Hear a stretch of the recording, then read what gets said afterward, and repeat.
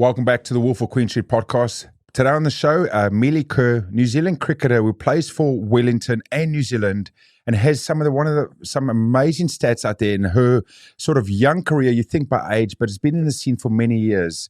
Has the highest score from a women's player in an ODI match, and also is the youngest cricketer to ever make a double century in an ODI for male or female in history. And such amazing stats and performances out there. And Melie, I'm super excited to have you on the show today, but not just about what you achieved in the cricket world, but also what you stand up for in the mental health world, your relationship with I Am Hope, and also your Treading Water video series that you've done, and your Out of the Rough series that you brought in to try and help people around anxiety and depression. And Melie, welcome to the show. Kia ora, Lauren. Thanks for having me. It's a lovely intro. Very excited to talk to you, and been listening to a few of your things and heard a lot of good stuff as well from a few mates. So excited to chat today. That's awesome. Thanks so much. We're just talking about off air. We have a close friend between ourselves, so it was really nice to learn a little bit more about yourself, Amelia. And then actually, there's a lot of things people will see out in the world. Like I said, you're a young cricket superstar that came into the scene at the age of 14. I believe that's when you signed up for Wellington, and then just took the world by storm, and becoming almost like one of the key superstars in the world. And everyone looking into it goes, you've got the whole world, on your shoulders and all this amazing stuff. But what a lot of people didn't realize is all the other stuff behind the scenes that, that you would have been struggling with on a day-to-day basis as well.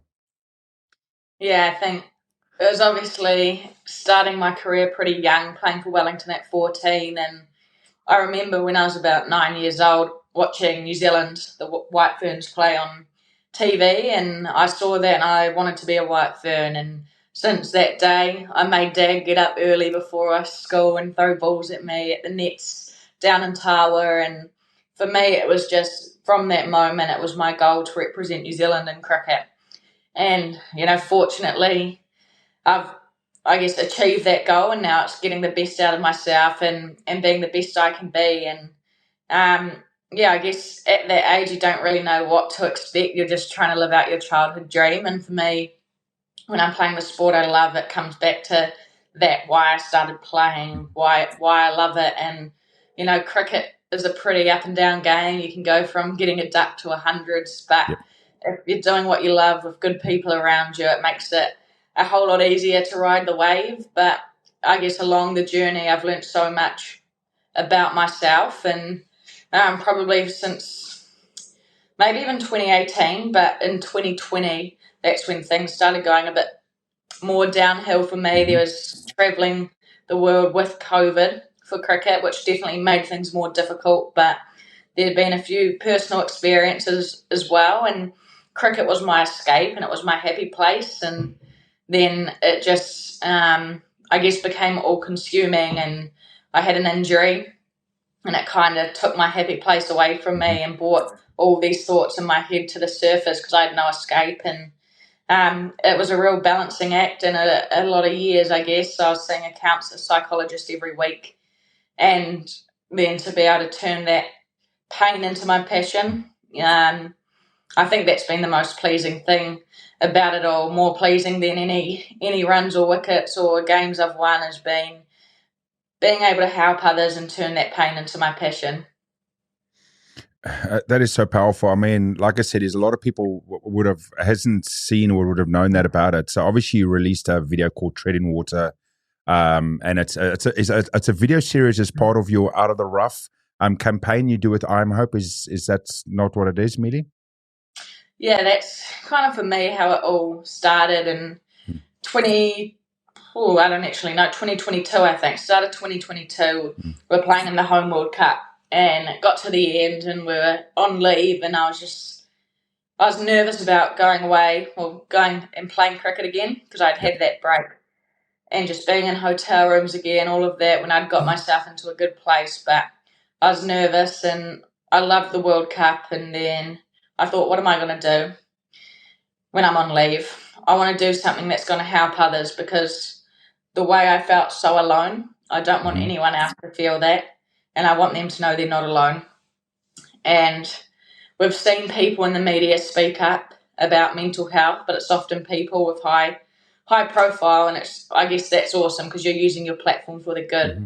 But I wanted to interview a range of different people, so there were more stories to relate to for every person, and that's kind of where that came to. I gave Mike King a call, and he was just fully supportive of it, loved the idea, and to have that partnership with I'm Hope to do these videos and for them to have their platform to reach the people that they do, to help the youth of New Zealand, giving access to counselling. It's I was so pleased to be in partnership with I'm Hope because of what they stand for.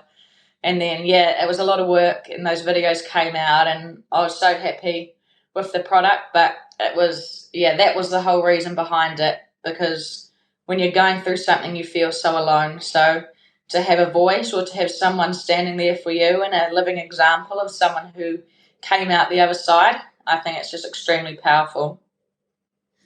It truly is. I've watched it through. Your video on treading water, and it was just inspirational and everything else, and how honest and truthful it was. And like I said, is to anyone else that's watching or listening at the moment that, like I said, Melie Kerr, you've been you're all over the world and all in the news. But go look into this video and have a watch of it, because this is one of those big things we see in the world, that we always think, everything's perfect, and we always think that everyone's, on the top and the rest of it. But that's not necessarily the case for every single person, because some of us might be struggling with some stuff that isn't known, or that you can't really see from the public eye. So Melie, I just want to talk a little bit, on your video when you're talking about treading water, about your situation that got into you there, and then almost that, I would call it would you have called it a family intervention that happened when you came home and all your family members came in, and sort of the point of when you're realizing, okay, I need to now take control of my mental health, and then the next steps that happened after that? Yeah, I was at my crisis point in a horrible place, and I was in Christchurch and for a camp with the White Ferns, and I don't know how I got there, but I just needed to get away. I probably thought getting away from Wellington, this place where I was so low and so down, that if I went away, it might take some weight off my shoulders, and then everything just got worse. I wasn't sleeping, and I was thinking, how am I going to face another day? I don't know how I can carry on. And I eventually then got sent home from the training camp for safety reasons, and had a teammate fly back home to me, and all I remember saying was, I don't want to see my family. And it's funny because my family, we are so close, like all my cousins, my aunties, uncles, everyone, but I was like, I can't see them. I don't want them to see me like this, because I know how much they love and care for me. I don't want them to feel like they've done anything wrong or to feel hurt by it. So that was kind of like my one thing I said, and I got home to my place, and I said the only people that can come is my sister and her partner. So they came over, and then 10 minutes later my mum and dad walked through the door, and I could tell they were a bit, like, it looked like they had been crying, and then that just kind of hit me, because I did not want them to be there. I didn't know they were coming. So I went out to walk to my room just to breathe. And then I saw my auntie and uncle walk in, and I just had a massive panic attack for about 30 minutes, just crying. And I just wanted to run away. I don't want to see anyone. I just wanted to run away. And then my grandparents came in and whatnot, and we ended up all sitting in the lounge, and my dad read out this little speech, which he shared on the treading water videos monologue, and it was so powerful, and it took so long for him to read it out because of the tears. And I saw that, and I saw everybody in that room in tears. And for me, I was in a horrible place, but from that moment on, I knew I had their support around me. I had their love and their care. And it felt like I had just been in a room watching my own funeral. That's what it felt like. And I saw that, and I saw the pain it had impacted on my family. And from that moment on, I just made a promise that I'm going to get better for them. And eventually it then got to the point where I wanted to get better for myself.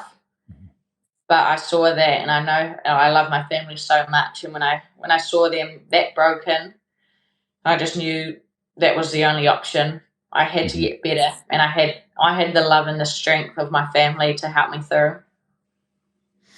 That's so amazing to hear, Melie, on that one. And I mean, a big thing as well. I think a lot of times that a lot of us that's gone through it, myself included, when I went through off the back of my surgery and I went into, my deep holes.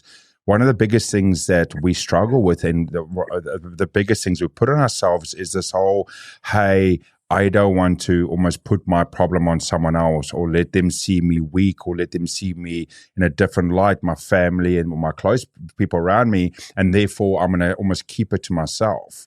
And like you said before, you don't want anyone of your family to be around you at this moment, because you didn't want them to see that, because there was so much love and respect and all of it. And a lot of us go to that same thing, and then we don't allow ourselves to be vulnerable. And I know you've spoken about it, but as you said, no, as soon as that moment happened and you realize this all together, you were like, okay, I understand it now. We are actually all together, and we can slowly move through it together. Yeah, it's just I reverse that situation, and if that's a family member of mine or a friend struggling, I'm there for them. Their problem doesn't become my problem. I just want to help them. And it's funny how when you're the one going through something, you don't see it that way. Yep. And then I think the other thing for me was like, I have an amazing family. I'm doing what I love. I have this amazing life that I love. So why am I feeling like this? Am I ungrateful? And it's not fair that, people have it so much worse, and I'm feeling this way. I just didn't want to seem ungrateful for the feelings I had. But I think, there's been stuff I've been through, and every feeling is valid. To you personally, and to be able to open up and share things, that takes courage, and that takes strength, and being vulnerable is a strength. That's what it is, rather than hiding it all up, because the hardest thing to do is speak up. But once you tell one person each time, it gets a little bit easier, and it's bloody hard. It doesn't just happen, but you tell one, and it's just it's that what you're holding in and what you've been holding on is just being released slightly, because if you're holding it all into yourself, that gets heavy and that gets too tough.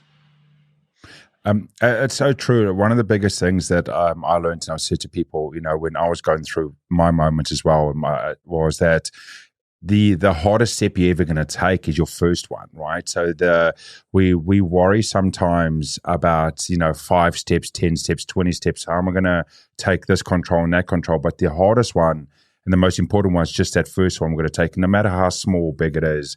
And once you get through it, that realization, as you said, goes, okay, I can do the next thing, and I can do the next one, and you can slowly start moving forward. To where you're trying to go towards. And then you start losing also that self-judgment. That self-judgment is such a killer out there in our world. Like you said, you questioned, why do I feel like this?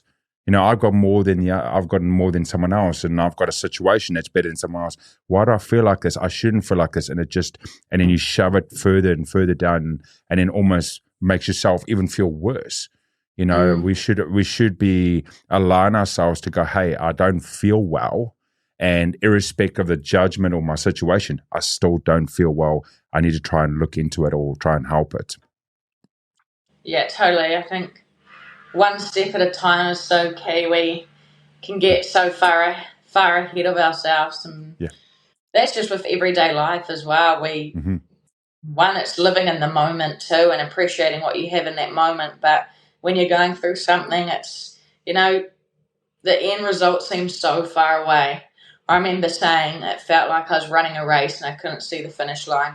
Yeah. And, you don't see how it can get better.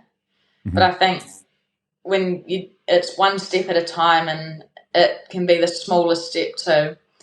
And with the journey to getting better with mental health, it's not a linear path. You're going to have ups and downs, and But I think once you've been through it and you come out the other side, you can get through anything. It's a horrible illness, and we sometimes, as a society, don't see it like that.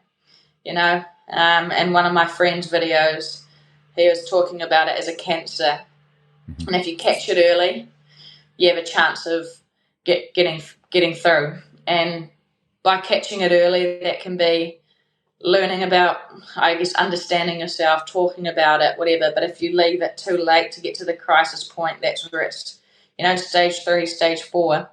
And I think as a society, no one chooses to have this. No one wants this.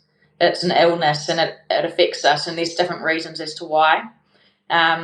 Different people have it, but it's everywhere. We all feel things, and it's only human. And I think the more we can understand that, especially for our youth going through and growing up and with social media, all of that, the more we can understand that, we're human and we feel things, and this is part of life. And if we can accept that and have more resources, it's only going to help the future and help people in this, mental health crisis that we're having. So true on that, Melie. So one thing I want to ask you today, and it's also something that we as a society don't do well enough, and I think we need to do it more, is fundamentally ask if you're okay. So my question to you today, right now, is how are you doing and how are you feeling at the moment? I'm going good. I think, we ask that question, are you okay? And, everyone's just like, good, thanks. But when you truly ask, are you okay? Mm-hmm. And for me, it's been a long journey, and I have my ups and downs. And that's probably happened since 2020. But to now, I've probably been in the best place that I've ever been in. I still feel things, and things happen in life. My papa passed away not too long ago, and I kind of grew up with my grandparents, so that was tough. But the way he went about it made it easier in a way, and seeing how he carried himself and the memories we had. But there's things where you get sad, but I know that's okay. I know that's okay to feel that emotion, that it will pass, and that where I am now, I just understand myself so much better. I appreciate the little things so much more, and I have great balance in my life, and I'm doing what I love. So if someone asks how I'm going, I am going good, and I truly mean that. Oh, that's amazing. Yeah, you're so true in the sense of it's hard. We need to ask the question, but we need to ask it to get the right answer. We need to allow people to be vulnerable. I was never vulnerable before my brain tumor and my situations, and I never thought of showing weakness out there. And since then, I'm gonna have a bit of a laugh because I'm thinking back of it. I just messaged a very good friend of mine that I went over to South Africa for his wedding a couple of months ago. I went down a rabbit hole about a week ago, Amelia, on YouTube videos and watching like emotional songs, and I was sitting there in front of my screen, almost like crying and having a crying moment, that I had to message my friend and going, I don't know what I've done, but I'm emotional and I'm crying at videos. And we've got this joke that when we're acting like we're getting emotional, we say that there's very strong pollen in the air, that there's a lot of pollen. So I've got hay fever, so that's why my eyes are watering. So I messaged him and going, I don't know what's going on. There's a lot of pollen in my house at the moment, and and having this sort of moment. And I think of it that 4 or 5 years ago, before my surgery, I would have never allowed myself to feel vulnerable or to feel an actual moment, which is, there was nothing wrong with it. I had a emotional moment because I was watching stuff that resonated with me, that made me feel good or made me feel bad. And in society, we should allow people to do this more. And then also with that freedom, know that, hey, some of the stuff doesn't go your way and some of the stuff does.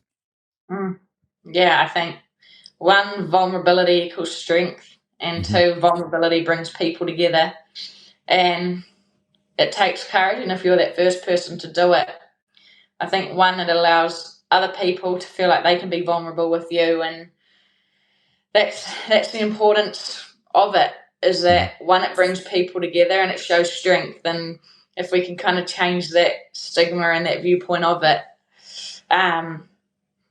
hopefully people can just share how they feel, because we all feel things so deeply. That's humans, like, we feel.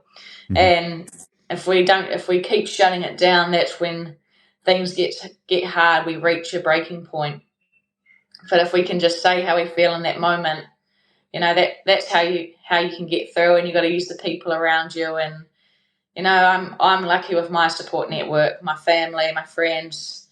And if you don't have that family, or you don't have people you feel like you can talk to, I promise you there's one person in your life that's there. There's always one person that will be there for you, and use that person. Yeah, that is so true. So Melie, what's next in this journey? We'll come around. I know there's some people that's going to be watching or listening, going, "Hey, I'm watching this episode to learn about Melie and her cricket." We'll get to the cricket later, right? So what's next on your current journey around this and your mental health? Not just your journey, but obviously, you got Out of the Rough, that whole series. Where's the next steps, and where do you see the next couple of years for yourself and what you're trying to achieve? Yeah, it's I guess while playing cricket, it's busy, but I want to keep doing things in this space to help, and I'm hoping that I can do some more work pretty soon with I'm Hope, and I guess a similar thing, because I just think the more stories that are out there, the more chance you have on impacting different people and more people. So that's kind of at the moment trying to plan and get some people together, which isn't easy. People have busy lives and busy schedules. So, at the moment, looking at doing that. And I think even though it's hard work at times, and doing it's so rewarding. And I love it. And I love that I'm in partnership with I'm Hope and what they do. So I think for me, it's just when I can speak up about things in this space, it's using that chance to do it. And if that's heard by someone else, that's hopefully going to help someone out there. And so for me, I guess that's where I am, and looking at, I guess, little projects when I can with I'm Hope. But yeah, I'm back off leave now, so back into training, and Awesome. back into the full swing of things. And in 6 weeks' time, we head to Sri Lanka with the White Ferns. So it's a nice little period at home for me, but I'm definitely looking forward to kind of back into routine, working hard, and hopefully doing a bit more in the mental health space too. Awesome. So you say you're back into swing of it with the cricket and everything else, and 6 weeks into Sri Lanka. Talk us through a little bit. I'm really intrigued now. We'll switch over a little bit to the cricket side of stuff. Talk us through when you're back into your season, what your day-to-day life looks like. How does how's your training and into games, and because I think a lot of times people forget, hey, I play sport for a profession. Okay, cool. You just go down for an hour here and an hour there, not realizing how much more there is to it, to do this actually as your day job. So talk me sort of through your natural week or couple of weeks you would have when you're actually in the thick of it, in the season, and, and how busy it is and what you get up to. Yes, this is my first week, I guess, back hitting cricket balls since India. And so what I have this week is, I think also when you're at home in a winter period, you can push yourself a bit harder because you don't have games to play. So it doesn't matter if you're a bit sore or whatever. You don't need to be fresh. But yeah, so this week I have four batting sessions, 3 bowling sessions, and 3 within the bowling sessions, 3 throwing sessions, just to get your throwing loads up. And then I have 3 to 4 gym strength sessions, 3 running sessions, and 2 off-feet cardio sessions. I think if I got my numbers right, that's somewhere between 15 and 17 sessions just this week, correct? Correct. I guess it's about that. Yeah, and always have I'll probably have one rest day a week. So Sunday will be a rest day, and then Wednesday I'll keep as a quiet day too. Maybe I'll just probably do 1 session that day. That's amazing. Is the motivation still there? I mean, I know what, 22, still very young, but you've been in the scene for, we said almost close to part of the decade. Is that fire still in the belly like you had it when you were 14 starting for Wellington and wanting to get into the White Ferns? Is that drive, still there? Obviously with the last couple of years with what you went through and all the rest of it, is it still pushing you just to be on top? Yeah, I am a real nuffy. I love cricket and I love training. I love the feeling of working hard and achieving things. So for me, each day I just want to get better, and I love every aspect of the game, both on the field and off the field. The relationships you build, and I think for me, I'm an extremely competitive person, and so that's with myself and others too. And I want to know what I do, and I want to work hard to give myself the best opportunity to succeed to help the team. So, for me, I've always loved training and loved pushing myself to the limit, and I want to be the best I can be. And there's a lot of cricket coming up, and I want to prepare well, and how I go about that for me is really important. So I'm lucky that I absolutely love training. I definitely know how to switch off in between, but I'm very excited to get back into it, excited to get back playing for New Zealand especially. I love playing for New Zealand, and we have an amazing group of people, so the love is there, and I think, I hope so. I can't predict the future, but with how I am, I think the love I have for the game and for cricket and the boring stuff, I love the boring stuff, that hopefully that will stay the same for a long time. That's amazing. So, where is your favorite field to play on outside of Wellington? Okay, so obviously, home field is always going to be, your passion, that sort of stuff. Where is the stadiums that you love to, or you just want to play there more, or has a emotional hook to you? Where are those places? For me, definitely Queenstown, John Davies Oval. One, it's always a great wicket, so you get value for your runs. So I love playing there. But also, for me, that was my first game back after my mental health break. We had a series there against India, and it was kind of in COVID time, so we were there for 3 weeks and won the place, and just how peaceful it is. I love swimming, so being by the lake each day, but yeah, it's a special tour for me, and one being my first one back. So that's definitely my favourite place to play in New Zealand. And then overseas, I've just been in India, and I've been to India once before. And the passion that country has for cricket, and going over and playing in India is incredible. So, I love going over there to play. So probably India as a country is a very special place to go to, and I love Queenstown, the place, but also the facilities there are awesome.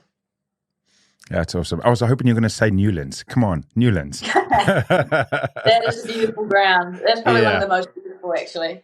Yeah. So that's Queenstown. Yeah, that's my hometown. To anyone that knows the cricket is, the stadium, you got Newlands cricket field, and then you got Table Mountain that just runs across the back. It's just crazy. Like Queenstown with the beauty in that. And I was going to say Queenstown would totally be an amazing place, not just for the cricket venue, but for what Queenstown actually is. And I know you love Queenstown. I think you just there recently, so so it's an amazing place.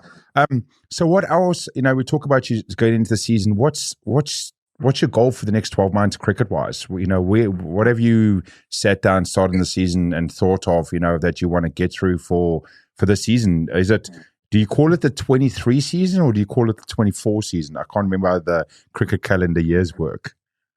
Yeah, I don't really know myself either. It seems to be now that we're just playing all the time. And in terms of my goals, I guess. One, it goes back to a little bit like the mental health. I don't want to get too far ahead of myself. And for me, it's just getting value out of each session that I have. I mean, when I go out and play, I compete. And if I'm clear in my game plan, that's when I feel my best. And I think there's a lot of tours this year in subcontinent conditions, and World Cups coming up in Bangladesh and India, and that means playing spin is probably going to be a key factor. So I guess in those terms, that's where training becomes specific and how I want to play that. And bowling, it's, again, bowling a lot of balls and just getting the consistency going and trying to get my leg spinner turning more as well, especially going to the conditions we're going to play in. But I guess for me, it's how I can get in the zone in each session, in each game. I want to be the best, and how I can contribute to the team in all three facets. And for me, I guess that's how I go about my cricket, and I want to be a consistent member and someone that performs under pressure and can win games in big moments. So that's the player you want to be, as well as a great team member that helps others. It won't always come off, but when it does, it's always special. But I think in a team sport, when it doesn't come off, often someone else has had a great day. So being able to celebrate their success is just as important, because otherwise the game, you're going to ride the lows too much. So true. So we go back again. When you joined Wellington, or if I'm not mistaken, your superstar was Sophie Devine, correct? And you then, she started at Wellington at 14 as well, I think. And you started at Wellington and she was there. How was it? How was that as a youngster coming in and seeing your idol being in the same team? Yeah, I remember joining the Blaze Winter squad before that season. I was 13 and I didn't say a word the whole season. And I never felt nervous playing because I just love competing and I love playing and all of that. And I felt completely respected and valued on the field and that. But yeah, I was so young, and being able to try at 14 talk to your idols or relate to them is just, you're just so nervous and shy. Like, you don't know what to do. So I was extremely quiet, didn't say a word, and just kind of turned up to training and bowled and batted and whatever. But to play alongside the likes of Sophie Devine, who also a Tawa College girl, you kind of heard her story growing up. It was, you wanted to do the same, and you wanted to be, and you saw that it was possible. So to play with her for a number of years now is pretty cool, and to see also how far her game has come since then is incredible, and it just shows that no matter where you are in your career, there's always room to improve and to challenge yourself, and that's been awesome to see, playing with I guess the older players in the group, with Sophie or Susie Bates as well, that no matter how old you are, you're always striving to get better and get the best out of yourself, and that's what you want from all your players. That's amazing. So talk me a little bit about something, that's totally separate, and that you do is about you being a teacher's aide. Yes, so that was, I think, 2020, maybe. Yeah, 2020. I finished school in 2018, right, and then did some part-time study. And then 2020, I had a bit more time. I think COVID had happened and whatnot, and we didn't have as many tours. And I thought, one, it was at the intermediate I used to go to. My uncle taught there, my sister was teaching there, and my cousin was teacher aiding. And I just thought, what a great way to give back. And also something, again, I'm passionate about, to help kids. So to work with the kids I did, autistic kids and kids with behavioural issues, I absolutely loved it.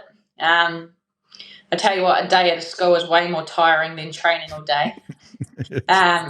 But the rewards you get from it and helping others and the relationships you can build was incredible. And I think, again, experiences like that, it just, again, provides you with that gratitude, but also for what I believe in and what I stand for. I'm always wanted to help others, and to have that opportunity at Tawa was pretty special for me. And I'll always remember it, actually, that experience I had, because it was pretty eye-opening and rewarding, and just to work with those kids was an incredible experience.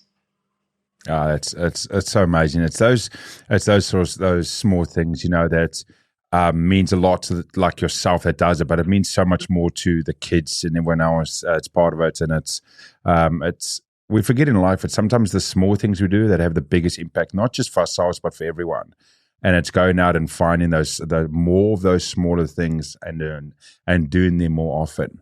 But thanks, Melie, for this. As we get in sort of to the end of today's show, what's something you can leave our audience with today, sort of a thought or something to consider about? And then also, and the back of that is, where can people go to find out more about information if they're struggling themselves or looking for some guidance? I think one message from me, and this is what my papa said to me the night that he came around for that family intervention, and it was, "This too shall pass." And for me, that is an amazing message, because time is a healer, and whatever you're feeling now will pass. And I think holding on to that is so important. This too shall pass. To go find out more, I guess, about my story, about the people I've interviewed, you can go onto my website, which is outoftherough.nz. And that has all the treading water videos on there, and then also a bit about, I guess, why I wanted to do what I did. So for me, that's got a lot of information there. And this too shall pass is massive for me. And then I think just moving forward, and something I bring myself back to, is making the time to do something for myself each day. Because to help others, you got to help yourself. And for me, it's finding at some point in the day something that I enjoy, living in the moment, and being grateful for that. And that's definitely helped me each day to get myself into the best headspace. And it's the smallest thing in the world that can make my day now. And I think if we can appreciate that and be grateful for those things, the world is so much more of a better place. That's amazing, Melie. Thank you so much for that. And, great words from your granddad around that. And, I just want to say a big, massive thank you for coming on the show today, and for sharing your story, your vulnerability, what you went through, and just to show the world again that, from the public eye, people always think that everything looks shiny and it looks amazing and everything else, but we always humans go through our struggles and everything else. And we all have our moments. And we just need to realize that in our moments, it's okay to have your moment. And if you need help, to seek it and try and find the support that's around there.